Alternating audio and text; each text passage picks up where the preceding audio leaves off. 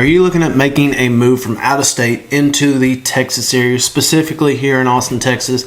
If so, there are some important facts that you need to know about, and one of those is the property taxes. Texas has one of the highest property taxes out there, and a big part of that is because Texas does not have a state income tax. So you're going to pay more for your property, however, you're not being taxed at a income level. So stick around, let's jump into some of the facts all about property taxes. One of my jobs as your realtor is to give you all the information you need in order to make that informed decision when purchasing a home.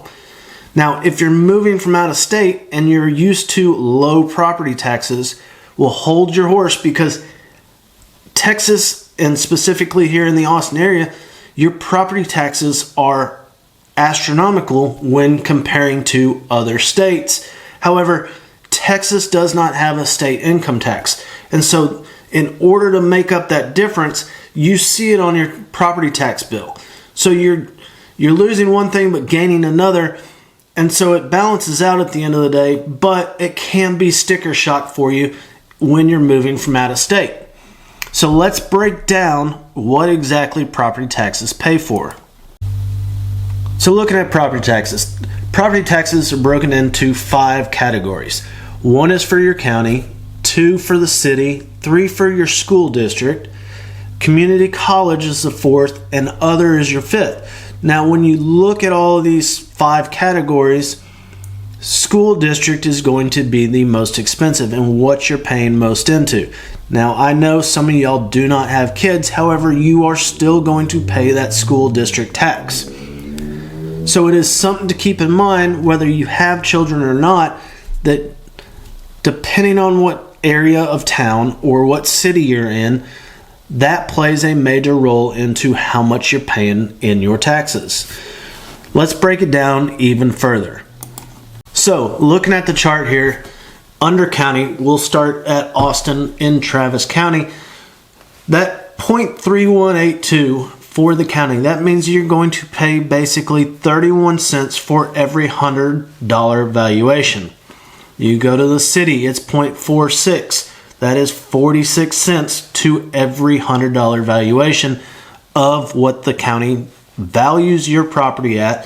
And we're going to break down some other things here in just a little bit to help really dial it in, especially if this is going to be your primary home, because there are some tax breaks for you with homesteading your property. And as well, like I mentioned earlier, if you're over 65, some of those things can take some of that tax burden away. But let's continue on. Now we get to the school. And if you remember me mentioning, school is a large percentage of what you pay. So in Travis County, in the city of Austin, you are going to pay 99 cents for every $100 valuation. And because there is Austin Community College, you're going to pay 9 cents for every $100, as well as the other category, which is also a 9-cent charge. So a total of 1.9749 for the city of Austin, and some school districts are higher than others. So that is not going to be a 100% accurate number right there, but it does give you a good representation of what your tax rate will be. So for simple calculations, let's look at some math, if you will, and let's pretend that your tax rate is 1.5, your home value is $100,000.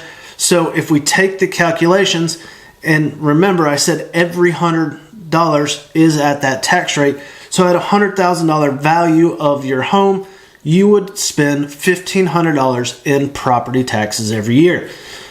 So when you break it down, all of this covers your public roads, your county roads, your police, your fire, your city cost of living.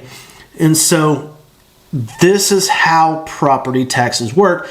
But let's now jump into how some of these exemptions work, because you're going to want to know about them if this is your primary home in Texas, and you can save a lot of money by homesteading your property. So what exactly is a homestead exemption? Well, here in Texas, as I mentioned, we do not have state income tax. And so the property taxes tend to be a lot higher. Now, at its core, it's basically a tax break for qualifying homeowners, and it's one of the big perks of being a homeowner in Texas.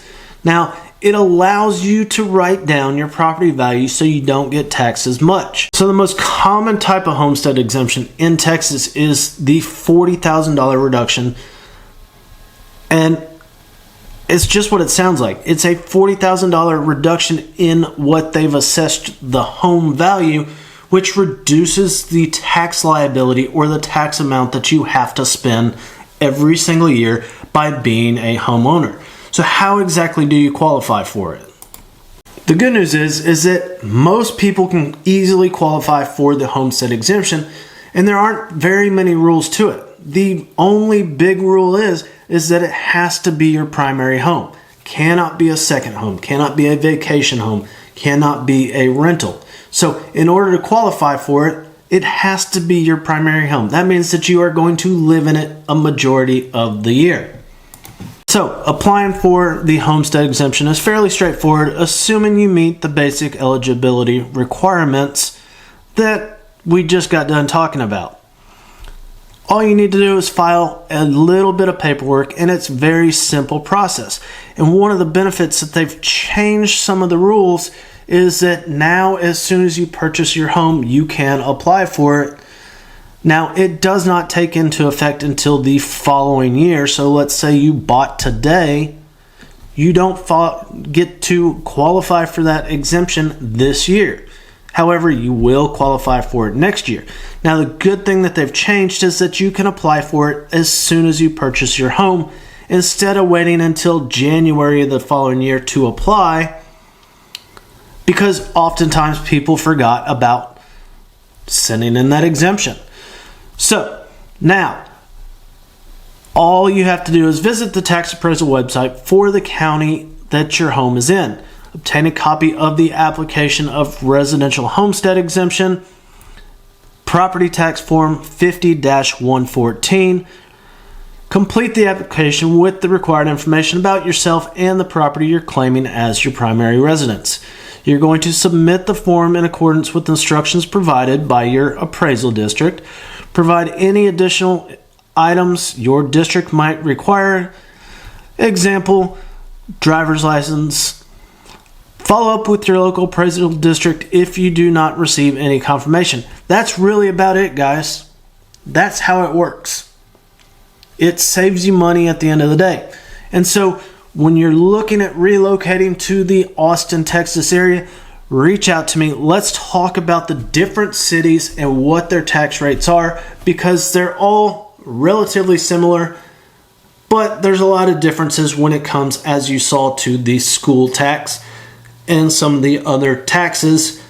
And so it's best to be informed when purchasing a home, especially when you're relocating from another state to Texas.